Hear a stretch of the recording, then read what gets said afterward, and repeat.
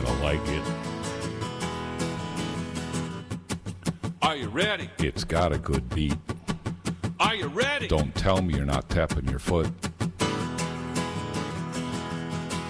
I see you.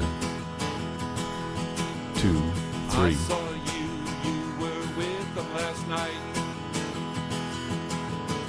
I saw you were with them last night. Don't burn the bridge, burn the paper. Yeah, that's Don't Burn the Bridge, Burn the Paper by Engaging Time, coming to a venue near you soon. Well, soon is kind of a relative term, Sean. One of my guitars is in the shop. Not sure when I'm going to get it back, but it broke. Not physically with the wood, although it did. It suffered from, my words, dehydration, humidity, in other words, took effect on the wood, which then caused the neck to have problems. The bridge, which holds the strings at the bottom of the guitar, had some issues. So it might be a few weeks before I see it. And then my other guitar, which I've had for almost 40 years, the frets are going to get replaced. They're still the original frets. It has not suffered the same diabolical conditions that my other guitar, which is far more expensive. But it's going to take a few weeks for that guitar to get fixed. So Engaging Time may not be hitting the ropes anytime soon. We'll see. Maybe in a month or two. But we are back. This is Your Insurance Corner. My name is Bill Miksch. I'm president of WDMA Financial Group. This is 101.5 FM, WLCB, Slade's Corner, Wisconsin. I'm here with Sean Hauser. Say hello, Sean. Hello, Bill. Well, you're supposed to say hello, Sean. Good night, Gracie. Oh, my God, I'm too old. All right, we're back. We're talking about powers of attorney, folks. So we just kind of define a general power and a durable power. Basically, the big difference is general powers cease when the principal becomes incapacitated or dies. A durable power continues on with incapacity, but does complete itself when the principal passes away. And then you've got two different types of powers of attorney: property and health care. You can identify the same person or two different people to manage a person's powers of attorney. You might want to pick one because they're very good with numbers and making sure the bills get paid, and you can trust them not to invade your bank account. And the other one is healthcare. The same person may be very competent and skilled in that level, or the principal trusts them enough that they can handle both. Or you get a separate person that says, in the event of my health, I want this other person to be my agent for me. And the same rules apply. Incapacity, they are in full bloom. Upon death, the powers of attorney cease to exist. The agent no longer has any rights to anything. Now, the agent may become the trustee of the person's estate. I'm digressing a little bit here, but it's worth mentioning that power of attorney ceases. Then you go to the bank and you say, hey, listen, I need to write some checks. The banker's going to look at you cross-eyed and go, where's your death certificate? And we need to see that you are a trustee on the estate so we can give you access. So, folks, there are certain rules that have to be followed. Otherwise, the people that you need to engage to manage the decedent's affairs are going to be collapsing all around you because you didn't put together the right kind of pieces to make the puzzle fit. You have to make sure you follow the rules. And by the way, one other thing about that, every state has its own rules about powers of attorney. Most of them are very close, but some states are different. So if you're going to move from Illinois to Indiana, or Illinois to Texas or Florida, wherever, you may want to just check in with an attorney of the state that you're moving to to make sure your powers of attorney are up to speed, your will is up to speed, your trust is up to speed, because when you have an incapacity or a death, the state in which you reside in has the trump card of what the rules are supposed to be. So don't just assume because I have this, I'm good, it'll travel with me wherever I'm going. That is not necessarily the case. If you move, you want to make sure that the rules in the state in which you now officially reside in are being accommodated and followed.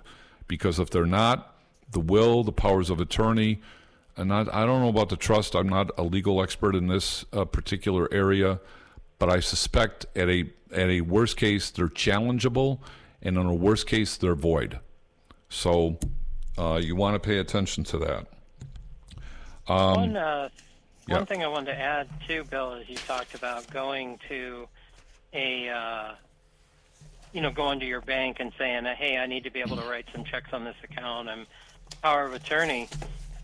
You should also check with the financial institution that holds your assets to see do they have their own document to complete, because there was an article I was reading about someone who had power of attorney and their mother became incapacitated. They went with their duly notarized, filed, registered, etc., power of attorney that they had written up, and they said, no, we don't honor that. You have to you had to have ours completed. Yeah. And so they had to get into it with that company, and then ultimately the court had to decide, because the person who had granted the power of attorney couldn't make any decisions. They were in a coma. Mm-hmm. So then they had to give this person right to pay the bills, or else that person would have. But, again, you had to fight for it. So if you have your assets concentrated, like at a Schwab or at a Fidelity or something like that, ask them what they need, because the form could be different. I'm just making a note here. Investment house may have separate forms. Correct. Right. That's a great point. That's a really good point, because a lot of us have brokerage accounts and investment accounts with, name your company, whether it's Robinhood, Acorn, Schwab, Merrill Lynch, Vanguard, whoever, and you may have to check in with them to find out if you've got, is my power of attorney that I put together on LegalZoom or with my attorney good, or do you have your own separate form? Just on that subject matter, and I'm going to digress here, but it is related. I'm right now in the middle of a claim problem for one of my clients that this person happens to be in an HMO, and HMOs are a little bit different breed in terms of who pays the claim and who do you talk to. It may very well end up being that we need a HIPAA form from the insurance company.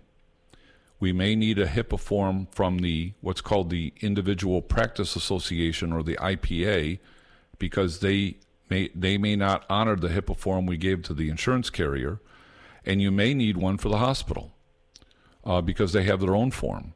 So to your point, Sean, this is one of those things that you don't know what you don't know, and ask somebody who either should know or knows where to find the answer. Because when you are looking for answers, the last thing you need is to have some, know-it-all behind the glass saying, I'm sorry, sir, we can't help you. You don't have the right form. And now you got to go to court to fight them, Well, you might find yourself up a body of water in a floating floating vehicle without a means of propulsion, as they say. Yeah, let me introduce you to my friend, Mr. Soprano. Yeah. Well, it's funny, because when 100 years ago, when I worked in retirement plan operations, people would come to the window and they would say, "Oh, this is so and so. They're the executor of the estate. I need to get them some money distributed." And so we would go back and pull the documentation around the retirement account and find out that they had designated beneficiaries, and that our contract didn't allow us to talk to the person who said that they were the executor. Mm-hmm. And it's some pretty irate people.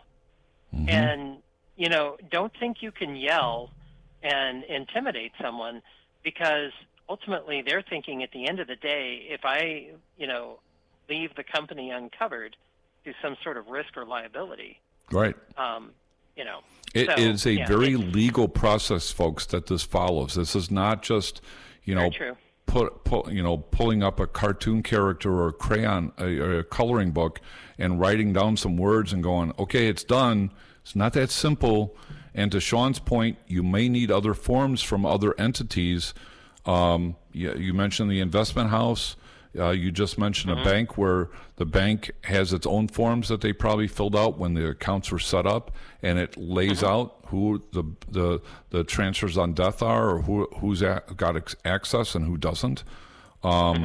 So this is critical information, folks, that I guarantee you, unless you've already been down this road and you think you have it handled, it is very possible that I could find a hole or two or 10 that you haven't plugged yet. And a good example would be, do you know if your investment house has their own form? Do you know if the hospital has their own form? Do you know if the bank has their own form? Because if they do, and they won't let you talk, even though you've got all this other legal stuff that's handled, you may end up having to take them to court. And that could take months to resolve itself if you're not careful. Or at a worst case, you're going to engage legal fees out of your own pocket to get to where you want to go because somebody else didn't do their job, either because they didn't know, in most cases, they didn't know. And I wonder, I'm going to ask my estate planning attorney tomorrow about this very thing, about the investment house, about the bank. When he's consulting with clients, and in some cases they're my clients, where does this come into play? Does this even come up? Or do you just tell them POA is good no matter where you take it, and then it's not the moment you show up at, the investment house or the bank and go, here's my form, and they're like, oh, I don't care. Where's our form? Everybody has their own form because everybody's going to do a CYA for what they're trying to do for their own organization. And it is frustrating that it has to be that way. But folks, unfortunately, it's that way because somewhere along the way, somebody got screwed or somebody got taken. And so the rules got tighter so as to make sure the people that were entitled to whatever they're supposed to have were going to get what is due them. Yeah, I just found that article I was reading about from a bank, and it might be the one that Rob Gronkowski wants to become a member of, or Sam Elliott's a member of. And they said that they could not speak to the power of attorney because he hadn't completed their POA. Now, this is 6 months ago. It may have changed since then, but it makes sense. And the other thing I think you and I have talked about 100 times is you don't just call up Charles Schwab and say, I'm the power of attorney for this guy, for this person. I need to speak to somebody right away. If you're going through all the care to put that thing down, you might put down what office you work with, what broker you work with, who your banker might be, or what branches you deal with, because first of all, they got to find you. Second of all, they got to vet you. And third of all, then they're going to service you.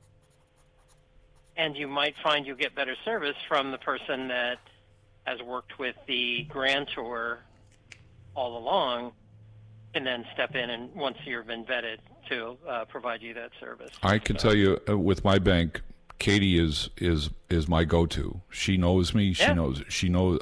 All I have to do is say, hey, and she knows who I am. And then she fixes a problem or takes care of me or does something that I'm asking her to do. If something happened to me, Sally could easily walk in and go, I'm Bill's wife. We've met a couple times. And Katie's met her, so that wouldn't be a big deal. And Katie would go, okay, what do we need to do? She may be able to move past the paperwork because we don't know, we don't need it because she knows who she's dealing with. Now, that you make a good point, Sean, and I'm going to digress here for a second, but we're going to talk about HIPAA for a second, but it's in the same vein of having somebody call up and say, hey, I'm the POA for somebody. If you and I were I was calling on your behalf, and you were on the phone and identifying yourself as Sean Hauser to XYZ Hospital, and I'm there to, figure out a claim problem on your behalf, and you engaged me to do it because you're over your head and you're already very upset about how the thing is going. Gotcha. How did they actually know it's you? That's a good question to ask, because you and I have both sat across from clients, and we need to make a phone call because we can sling the lingo. We know what they're going to ask for, and we'll say, "Well, do you have Mr. Hauser right here?" And you'll say, "Yes, I do." And then I'll say, "Hi, I'm Sean." Okay. Now, it used to be, "Well, do I have the authority to talk to Mr. Mix about your account?" "Yes, you do." Can you confirm your address? Trust me, that's an easy thing to find out. But now I've gone through things where, like working with my spouse, where they'll say, "I'm going to send you a link, click on that," and then you have to go through and vet yourself, kind of like you do online, where it says, 221 East Main Street, have you ever been associated with this address? Right. So things that you would know. So they're getting better at that, because here's something that happened, and it's not the same as me giving a verbal okay over the phone, but those dial-in lines for people that are hearing impaired. There was a lot of fraud several years ago, about 4 or 5 years ago, because people would just dial up using those. Are you Mr. Account Holder? Why, yes, I am. You're Mrs. Account Holder? Sure, why not? You don't know. How can you tell? Exactly. And so it's getting tougher to do that, but sometimes they will still take a verbal. Yeah, and again, it's, if I'm calling on behalf of Sean, but Sean actually works for me, and the person who I'm actually calling on behalf of told me, do what you have to do. I don't want to be involved in this thing. Just find somebody to pretend they're me. I'm going to be making sure that I've got name, rank, social security number, date of birth, last known address, and if there's a female voice, if you're calling about a female. Absolutely. And if they're doing it can be done. So that's why I say a lot of times they may not give all the information, or they may say, "Look, I've got to verify you through some other," usually runs through the credit bureaus, where they pull some sort of financial facts about you that you have to say whether or not, I've been associated with this address, or I had this auto loan or this credit card or something. Yeah. So the tougher. Yeah, I'm glad they're doing some extra. I'm noticing this with insurance companies and some other entities where they're now sending codes to verify, and you've got 15 seconds to respond. Or maybe the code will die out in 15 minutes or something to that effect. So yeah, but I just went through this the other day, and I didn't pretend. But I asked them at the end of it. I said, "Do you actually know it's her?" I mean, it is her. I can attest to it. But if this phone call's recorded, I'm fine with that. But are you sure? How do you know? And there was a pregnant pause for a moment, because they're like, "Oh yeah, I guess." They don't want to answer that, because then you could come back and say, "Well, I had all this money stolen, and it was because of your bad practices or whatever." But sometimes when they can do that verification, but there's people that this is their job. They're really good at it. Yeah. So that's why a lot of things like LifeLock and account locks and things like that are being used, because it's doable. Yep. So what? So we talked about what the powers of attorney are. Who should have them? Anybody who's 18 and older. And this is going to shatter some things about parents that are sending their kids to college. Folks, they're 18. They're 18. That means they're of age. They can act on their behalf, on their own behalf. Daddy and mommy might be taking care of them financially, but the power of attorney that you have as a parent has potentially been eviscerated, because your child is now an adult by definition. So your adult child should have a power of attorney and identify the person that they want to act on their behalf in the event of incapacity or sickness or accident. So anybody 18 and older should have one. Can a power of attorney be changed? Yes. However, it does not eliminate, if you make a change to a power of attorney, the other one is still in existence unless the new POA specifically says, and I'm paraphrasing here, the power of attorney that was drafted on February 2nd, 1972 is now void. Something to that effect. You have to be very specific. That person by name. Yes, Yep. yes. So you can make the change, but don't just, I've got a new power of attorney. Well, what happened to the other one? You start looking at the language and go, they both kind of say the same thing. There are different agents here representing you. I don't know which one, so none of them are good.